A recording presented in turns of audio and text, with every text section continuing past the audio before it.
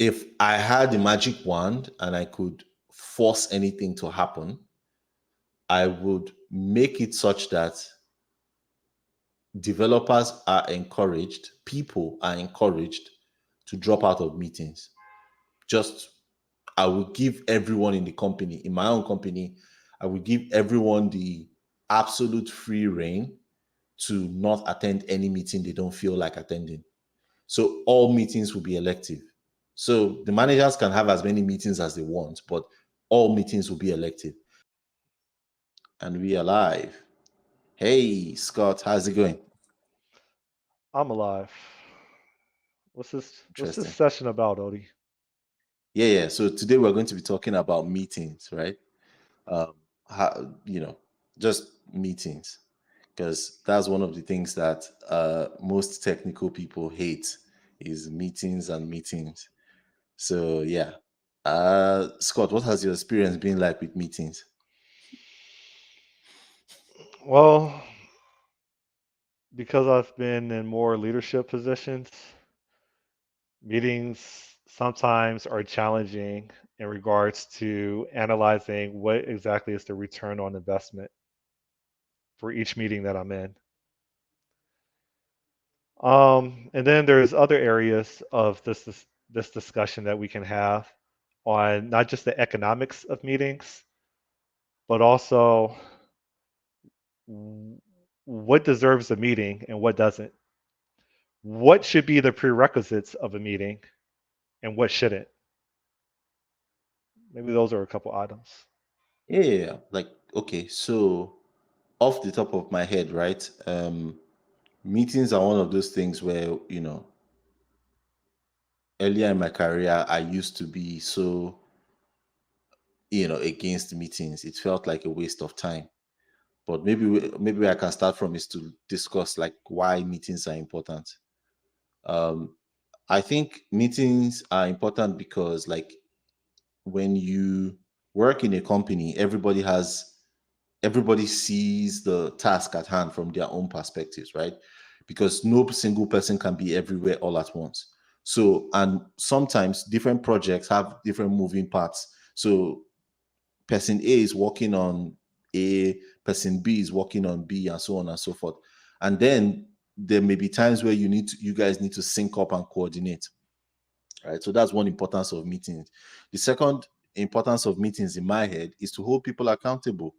If you don't have meetings, what is going to happen is people are going to drift off, right? And after a while, even the purpose, the drive of why you are doing what you're doing gets lost. So as much as people don't like meetings, meetings are actually quite important to sync What's everybody up and hold people accountable, and to know from a leader's perspective, right, is to know when something is not going right, because you would know otherwise, right? If you expect people to tell you when things are going wrong, it's not going to happen all the time. You have to create an avenue for that to happen, and that's what meetings do.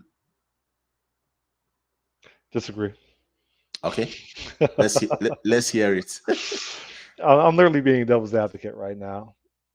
What you're saying on the surface is agreeable, but I think one of the questions is what is a meeting? What constitutes a meeting? Good point. Yeah. Is a meeting a scheduled, a formally scheduled get together to sync? Is a meeting a formally scheduled get together that is going to focus on a specific agenda and generate output as action items that are then allocated to individuals of that meeting? Who should be in the meeting and who should not? And if I could reach for one more, is there a difference between a meeting and a demo? Because I'm more interested in the latter part. And at least with the demo, it will force a discussion versus discussing what are you working on? Oh, okay. What are you working on? Okay. What are you working on? Okay. And kind of like Charlie Brown, wah, wah, wah, wah, wah, wah, wah, day after day after day. So I'm getting on my podium right now, and I'm going to say, I'm not really interested in meetings if Okay. they're not enforcing decisions and progress. What I do care more about are demos of what's the outcome of what you've been doing for the past day or week, and force that conversation so that we can continue making decisions so that we can get to higher visibility of things that are not attainable at this level as of yet. I disagree. Cool. Let's go. So one of the reasons I disagree is that what you're saying again, it works, it makes sense. And personally, the less meetings I can be part of, the better. But you have to also understand that sometimes meetings are important to get everybody on the same page. So for example, let's say you're working with a team of let's say you're working with a team of, let's say, 10 people, right? And all 10 people are working on different aspects. Now, like to answer your first question, there are different kinds of meetings. Not all meetings are the same. Not all meetings should be treated the same. They all have different purpose and everything, right? But the idea that every meeting must have like some output, some outcome from it, right? That must be known upfront. I don't think that applies. And the reason why I don't think that applies is because you see, like I said, you have to sync everybody up. And syncing everybody up means getting status reports from everybody and knowing where somebody is being blocked. Otherwise, what will tend to happen is it's almost like you're running multiple threads in parallel and there is no form of syncing happening between them. Somebody could start doing work that another person is already doing. That happens a lot, right? Somebody could be doing certain work and getting stuck on something that is irrelevant, right? If you've led teams before, you will see this happen like multiple times where somebody who doesn't know what another person is working on is busy being stuck, going down this rabbit hole of something that's absolutely irrelevant that maybe someone else has come up with a different solution for. And having a meeting forces everybody to say, okay, where are we? What are we doing? Oh, who is lagging behind? Who is off, wandering off into the sunset, right? With something that is totally irrelevant. And those that sync up is very, very critical. Not to judge people saying, oh, what have you done? You haven't accomplished anything in the past 30 days or whatever the case may, or past 5 days or whatever the case may be. It's just to help the team as a whole to sync up and act like a single mechanism. Going back to what we said about distributed systems, right? You have to think of, and this is something that I heard Mark Zuckerberg say, and it blew my mind, right? He said that when he was a developer, that all he cared about was writing code, writing functions, knowing how the functions all connect to each other. Does it work or does it not work, right?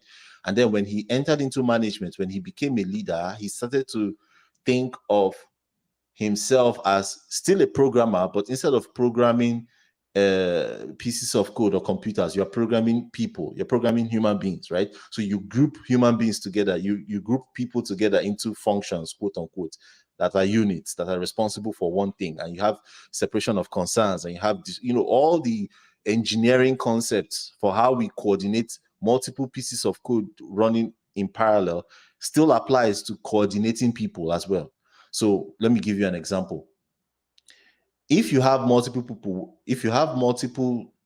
things happening at the same time, right? You have to have some point in time where you quote unquote join all the threads together and everybody can agree on what the state of the world is, right? And that state of the world here is, where are we in this project? How far have we gone in this project? One of the tools to use to do this is a task list, right? A list of tasks saying, oh, we have to do one, two, three, four, all the way to 20. And team A or individual A or function A is working on the first five tasks. And team B is working on the second five tasks, and so on and so forth. Having that understanding and knowing the dependencies between the tasks. Oh, okay, you can't start this unless this person has finished. Meetings help you coordinate all of that. Without meetings, you are going to have race conditions, quote unquote. You're going to have people doing other people's work, people stepping on each other's toes. It's going to be a mess. Trust me on that. Yeah. So I'm gonna call you out on this one, Okay. and I'm gonna say that what you said makes sense. However, I didn't hear the context of your Okay. argument. The context is there's a scope, right? You're describing an organization of possibly several teams that need to be coordinated, right? And Yeah. then there's also a context of who's the hub or what people are the hub, architect, managers, principal engineer, etc. There's other contexts when it comes to startups where you don't have several teams, right, that need to be in lockstep. El- Instead, you just have partners. You have very few people, right? And you can spend time, again, having meetings that really don't maximize the value of someone's time, or you can have demonstrations, aka demos, that will force a conversation about what needs to be interrogated more or what's the next step. So I do agree with your dissertation on the importance of meetings. However, I don't think that's applicable to all areas of building a business or maintaining one. Really, the first part, building a business. Well, okay. So here's my I think let's put more parameters around our conversation, Okay. right? I'm talking about a startup, whether it's a startup, whether it's a company, whether it's an organization, the idea is still the same. In fact, in large organizations, what happens is you have sub startups inside of the organization. That's how most organizations are structured, in the sense that you have a team lead with a team of developers, team of people, and then that team lead is also a node in another bigger team, right? And that team, so it's like a recursive team structure. And the rules for what I just said still apply, regardless of how high or how low you are in the organization. So, for example, someone like Elon Musk, right, uses these same principles to run the all of Tesla, because he's not running all of Tesla. Instead, he's running his direct team. Now, each person in that team may represent a subdivision of Tesla, right? One person could represent factory, one person could represent batteries, one person could represent this thing, right? And all the way down to the individual developer at Tesla. One person could represent um what do they call it? One person could represent, oh, I am working on, you know, .NET for this specific app. The rules are the same, right? Meetings allow you to coordinate all your sub tree. Those sub trees could be individuals or it could be entire divisions, but the rules still remain the same. You get what I mean? So even in a startup, because think about it, what is a startup? How do companies even start? It starts with one person. This one person is responsible for 100% of the company, right? I'm responsible for the, let's say if it's a YouTube company, for example, I'm responsible for the editing, I'm responsible for the uploading, I'm responsible for the recording, I'm responsible for the content, I'm responsible for everything in the startup. Now, when you hire people, the goal of hiring people is to break off those sub modules. So you can think of it like a program has one main function that does everything. And then for every sub module you break out of that main function, that's the equivalent of hiring one person. You get what I mean? And then that person can I, hire I other. I know what you're saying, and what you're saying is very mainstream, and I don't think that's the best way of managing things. Okay, so what do you think is the best way of managing things? I don't know what the best way of managing things are, but what I will say is I know what it feels like to not be able to produce to my potential or not to be able to be as efficient as I would like because I am drugged through meetings after meetings after meetings. There's a couple things, right? And you know what? We're going to go in deep. F that. So Okay, look, something I'm a big proponent of is why are we having a meeting in the first place? Okay. I still sincerely believe that The majority of meetings should result in a outcome, whether it is a decision that is being made that will alter the path or continue the path of the project, or there's some action items, investigations that will encourage reconvening so that a decision can be made. The majority of meetings, I would argue, should have an outcome, right? Okay. So, Oh, hold on. uh, Let me. Oh, you know all what? right. Okay, I'm listening. So here's my we are in agreement on certain things, but in disagreement with others. Obviously, there is death by meetings. No doubt about that, right? Most meetings, like you said, are pointless.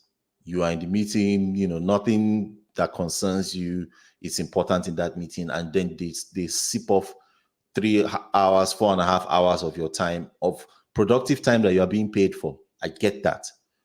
But I'm saying that not every meeting has to have a predetermined outcome or a pre-known outcome.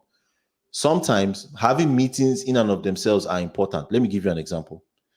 When things go bad in a company, right? When there's a catastrophe that happens in a company, the very first thing that the managers do is, can we go back and do some forensics? How were we so blindsided by this thing that came out of left field and knocked us off our rocker, right? Postmortem, Or sure. yeah, let's do a postmortem. Now, this culture of having multiple meetings came out of different companies, different organizations discovering that there were things that happened at the fringes of the company that didn't escalate high enough for people to make the right decision on time. In other words, there was knowledge that someone in the company had, or people in the company had, that the main decision makers didn't know about, right? And such things, you don't know what you don't know, You're feeding right? into my argument. No, but I'm getting somewhere, right? Okay. So you don't know what you don't know. So sometimes having meetings to sync up everybody is critical, not just to show what has been done or what hasn't been done or have some kind of outcome in mind. Because if you do it that way, you will end up in situations where you will have this feedback loop, this positive bias feedback loop, right? Where we only have meetings for things we know the outcome to. Therefore, the things that are important that we don't know about, we won't have meetings on them. That's my point. You're saying the same thing I was saying. Okay. How so? There needs to be an outcome. So an example that you gave of a postmortem, that's what you Mhm. described, Yes. of when something that is not favorable occurred and it affects the business and it deprives the business objectives. Hmm. A postmortem will should ask a whole bunch of whys. Okay, why, at the end of each answer Hmm. or response, and then there should be a policy. A policy is a set of rules that are Okay. made so that that particular issue, in theory, never ever has an opportunity to bubble up again. That's the outcome of the meeting. We're saying the same Okay. thing. But but what if the outcome of that meeting is to have other meetings? That's my point. In the sense that, say, for example, That's called a something bad. retrospective. I get what you're saying about retrospective, and hold on. I get what you're saying about retrospective, but you have to also realize that that is sprint related. Let's keep that aside. But aside It's from not. being It's not. no, aside from all of that, let me not get Okay. distracted in the weeds here. The point I'm making is that information, the reason for meetings is primarily for information flow, right? If you can't communicate during a meeting, the meeting is useless. Are we on the same page? Yes. Yes. So people call for meetings when they want information to flow. What's going on, right? Now, that idea of calling for a meeting, you may not necessarily know what the outcome of the meeting is going to be upfront. So you can't have deliverables. You can't say I'm only going to schedule meetings when I know that there are going to be, when I know what the outcomes should be. Because sometimes for relevant information to flow, meetings have to be raised. And most times, in fact, realistically, and this is where I'm getting to, realistically, waiting for the owner of the information to relay that information to the superiors is going to be too late. You're going to end up doing more of this post-mortem that we're just talking about, right? Where information didn't flow correctly and something catastrophic has happened. And now you're doing a post-mortem for it. Whereas what should have been done was you should have gone back in time, right? And preemptively, like for example, one of the action point you mentioned, preemptively prevented this lack of information to flow in the We're first saying the place. same thing, Odie. Okay.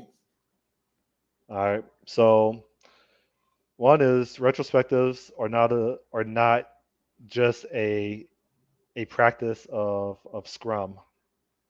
It is a way of preventing meetings that shouldn't occur in the first place, which I have experience in observing where managers that are supposed to be managing the development efforts believe that meetings are really daily stand-ups, and that's their job as a manager for a development shop. And it's Hmm. not, right? To manage the development efforts, you have to routinely interrogate, are we still aligned with the deadlines that we have for the business objectives that we need to accomplish? That's it. That's what matters, okay? When it comes to the Hmm. project. You conduct routine you conduct routine analysis on the development effort, and when there is a meeting that surfaces or bubbles up something that is unfavorable to the progress that we need to make in order to meet our business expectations or objectives, then we have a retrospective about why are we going through this right now, and are there other patterns that we recognize in the past that resemble what we're experiencing right now, and how can we put this type of pattern of events to rest so that it doesn't happen anymore based on the policies or infrastructure that we inject into our model. I'll pause, but again, I think that when you conduct analysis, maybe even adopting some of the scientific method techniques or the scientific method, it reduces, in theory, it should reduce the number of meetings that you have. Okay. So let me ask you a question. Okay. I think let's look at it from the fear perspective. Fear. Okay. Yeah. Like, what kind of meetings? Like, what is it you don't like about meetings? What I don't like about meetings are meetings to put out fires when, in theory, we would have an opportunity for those fires to never surface in the first place. So, are you against having meetings after the fires have started burning?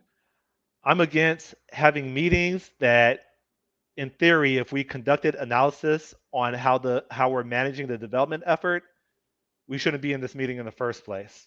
We should only have this meeting one time.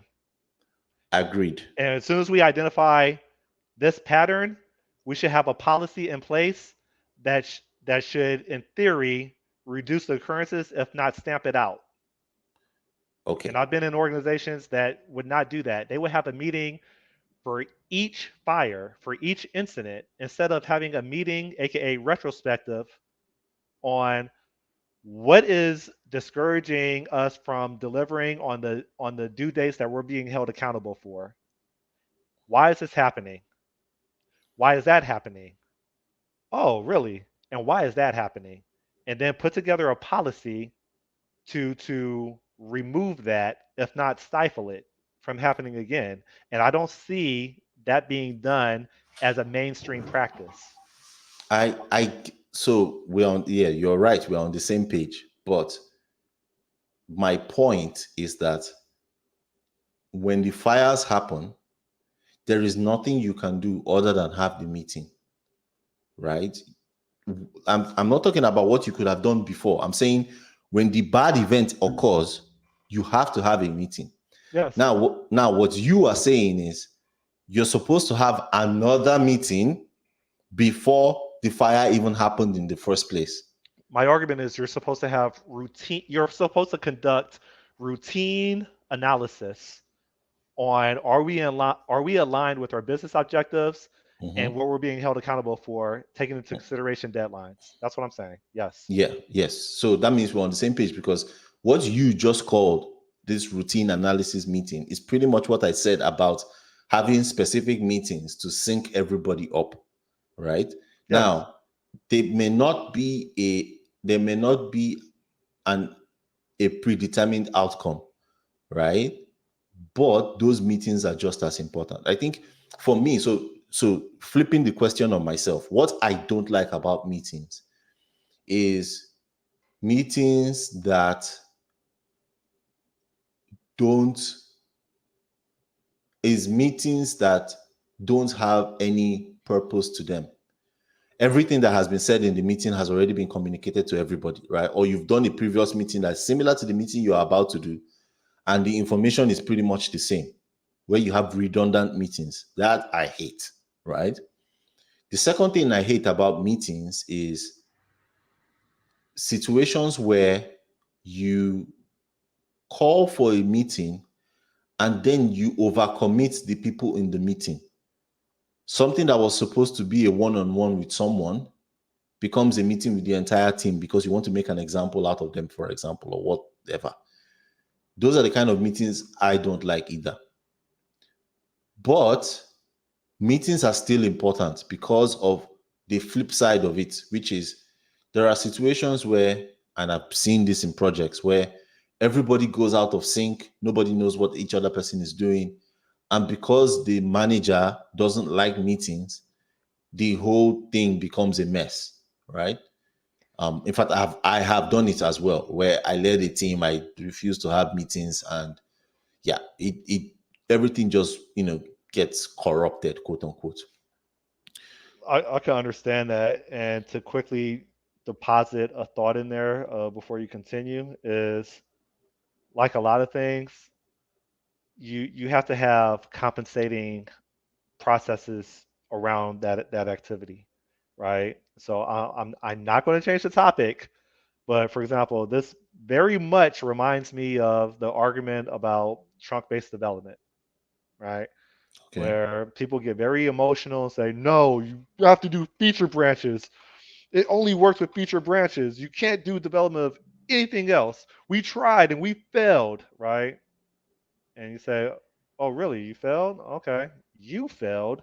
What standards and practices did you surround the Trump-based development with?"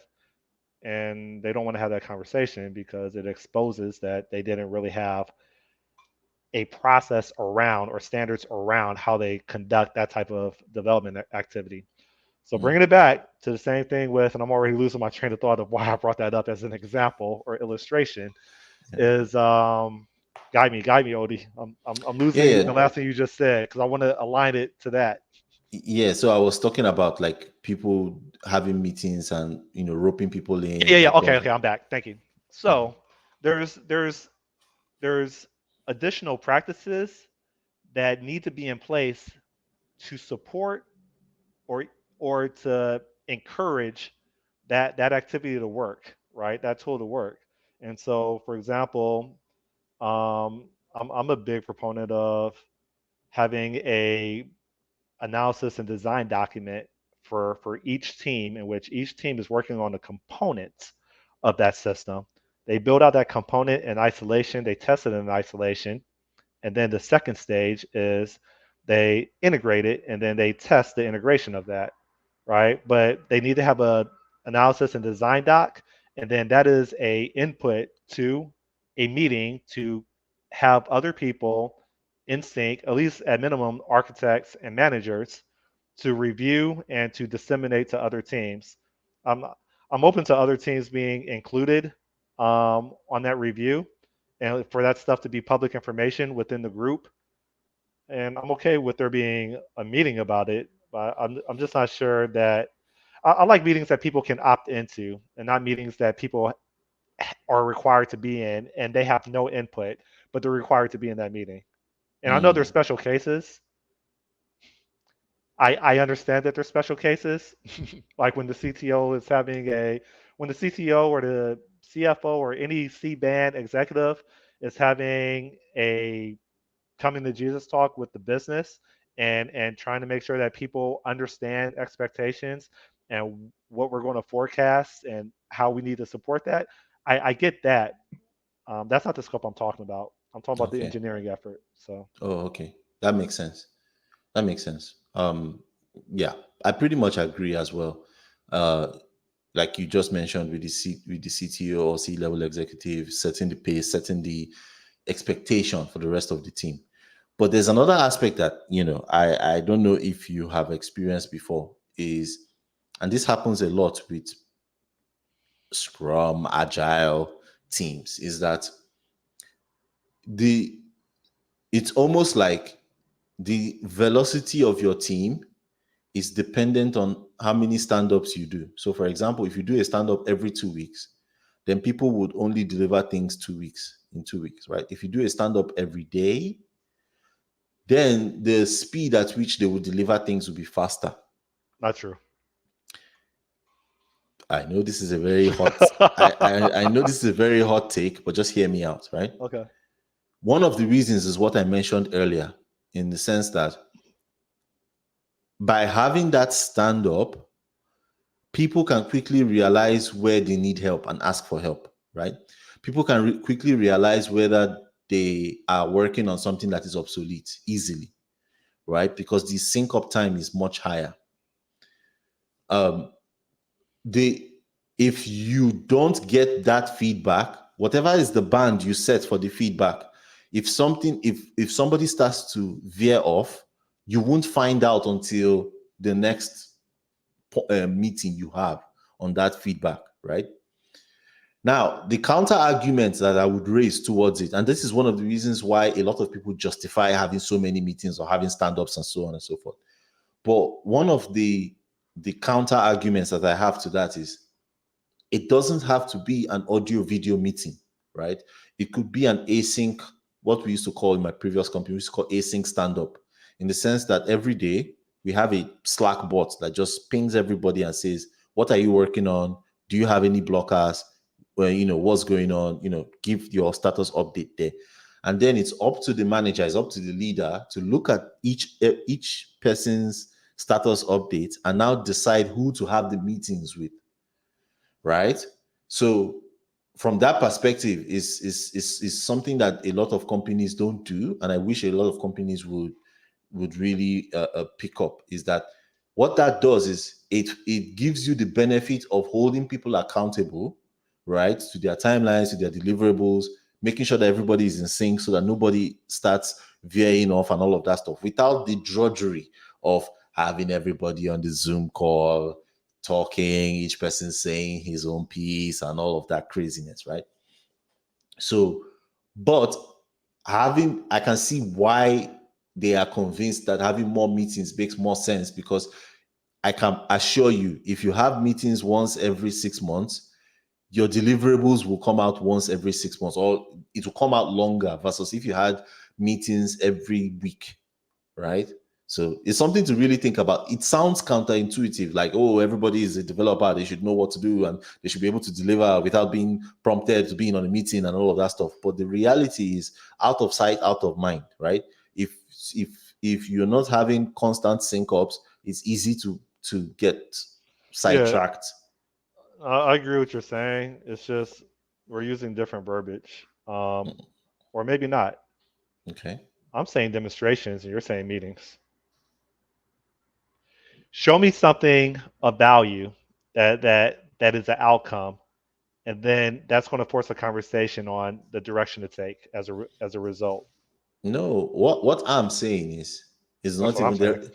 there. Yeah, so I get that, but that's not even what I'm saying. What I'm saying is the outcome here is not executable code or business outcome.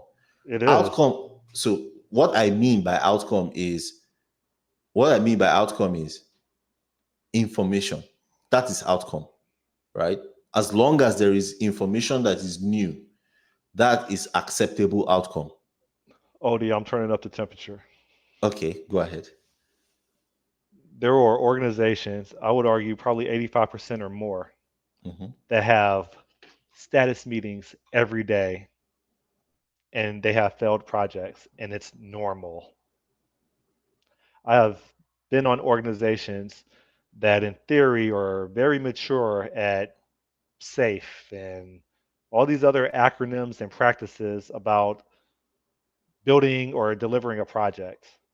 And it's meeting after meeting after meeting. Hella meetings. The projects fail. It goes back to what I said earlier. You can't just have meetings and sync people's understandings, and people understand what this person is doing, what that person's doing, what that team is doing, what that team is doing, what the blocker is for this objective, what's the blocker for that objective. That has been demonstrated for the past 2 decades. It's not enough. It goes back to what I said originally.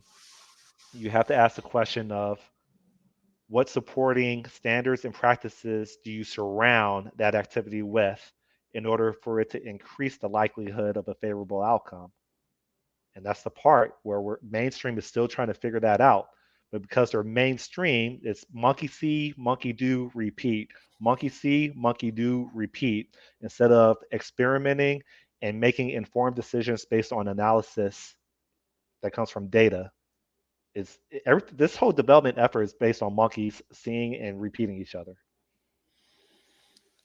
Well, you are right, but also understand that there is wisdom in the crowd as well, right? You don't have to. So this is anyway. Let me not deviate because I tend to go for tangents. But There's so many equations right here. I'm not cutting you off. This mhm. goes back to what we had Jamie Edwards on incentives. There's so Yes, many factors to this. yes, you're absolutely right. So part of why. So let me just tell you what my thesis is the reason we have organization structures like the way we currently do is because of limitations on individuals. An individual can't think of more than seven things at any given point in time, right? What some people do is use techniques to stretch it, but once you go past seven, the chances that you will forget one item just skyrockets, right? So the same thing applies to leaders. If you're going to lead more than seven people, right? Keeping track of what everybody is doing and knowing each person, coordinated and blah, blah, blah, blah, blah, gets exponentially harder. And the reason we have meetings, like you said, the reason we have organization structures, like I said, is because each individual in that whole organization, right? You're trying to narrow down the amount of things that an individual needs to think about, right? If all of us were like Chat GPT, for example, then you wouldn't even need any organization structure, right? One person could just know everything at once and then coordinate everyone individually and know exactly what's going on. But the reality is, as you go higher up in management, that becomes absolutely unattainable very, very fast. So one of the ways we manage that complexity is by saying, okay, you know what? Let's have middle management. Let's have meetings to sync up on meetings, meetings describing meetings that we've already made, right? And things like that. But and I think there is a lot of because organizations have been around for close to 100 years, right? And if not more than. And these are patterns that have happened over and over and over again that became what we call modern office culture. It came out of multiple iterations. Now, the world has changed, right? It's not like before where we didn't have like Slack or video conferencing or recording or YouTube or stuff like that. So there are ways of of tweaking the existing formula to work in a modern digital age to make certain things easier. Like recording meetings is a good example. So rather than having everybody present to attend a meeting at any given point in time, you can have a meeting recorded and then spread off to the rest of the team. And then anybody can watch those meetings if their input is not required in the meeting. I'm just giving an example here, but I'm just saying that limitation, this monkey see, monkey do you just mentioned, is not it's out of necessity, not necessarily that they don't know any better or they don't even care or something like that. Okay. See, trust me, I hate meetings just as much as you do. But I think me getting into management, having to organize some of these meetings, right?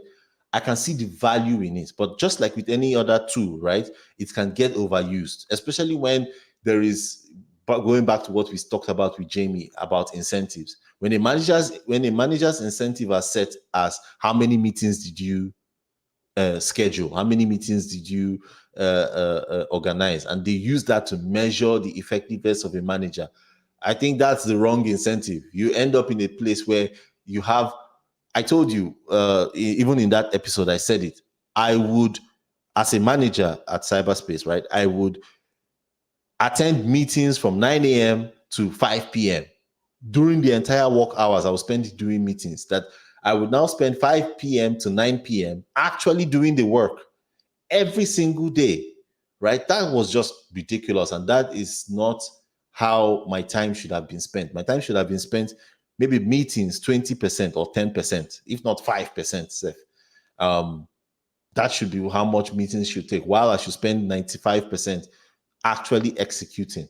Um, but I can see why meetings are important, and I don't think if either of us has a company tomorrow, like a large conglomerate, that we would abolish meetings. We still have to have meetings. Meetings are important, but the abuse of meetings is what Certain you meetings know. are important, but yeah. Yeah, abuse of meetings is what So I fight against. if I were to have closing words, my closing Okay. words would be a retrospective is not just applicable towards developers. A retrospective is applicable towards every participant that is contributing to satisfy business objectives. Meaning that middle managers are not immune from having retrospectives on how they can improve their management of the development efforts.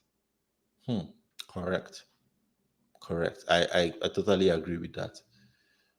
For me, my own takeaway in all of this, or rather, my own parting words would be that if I had a magic wand and I could force anything to happen, I would make it such that developers are encouraged, people are encouraged to drop out of meetings. Just, I would give everyone in the company, in my own company, I would give everyone the absolute free reign to not attend any meeting they don't feel like attending. So all meetings will be elective. So the managers can have as many meetings as they want, but all meetings will be elective. And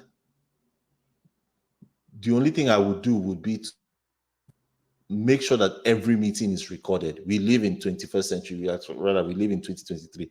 We can have every meeting recorded, record every meeting, pay for whatever storage is necessary, and then make all meetings elective. So if someone decides I don't feel like attending this meeting, don't attend it and watch it at your own time or skim through it, right? Because the drudgery of meetings could be alleviated if it was like a video you could just skip through, especially when someone, some manager that is feeling himself just keeps going on and on.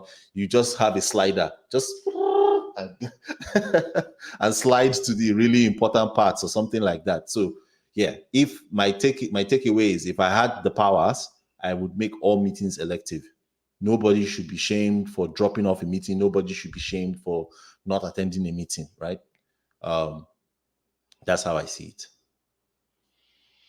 Call to action. Yay. So we had a lot of success in our previous videos. Thank you so much for the subscribers. We really appreciate it. We are looking at bringing more and more interesting content to, you know, to you guys. And thank you so much for the likes, for the subscribes. And if you haven't, please subscribe because it helps us a lot. We really appreciate it. So yeah, over to you, Scott. And if you're screaming through your phone or computer monitor like this Bizmonger or this God dude, he doesn't know what he's talking about. Oh my God, he is so clueless. Put that in the comment. Oh yeah. Yeah, we answer all the comments. So yeah, please just let us know how you feel about certain things. If it's the topics we talked about, do you even disagree with us? We would like to hear it because yeah, that's how we learn. We're just two guys on the internet. So No, no, F that. Put it in the comment, and then I'm gonna teach you in the comment. Yeah, yeah. No, I'm just playing.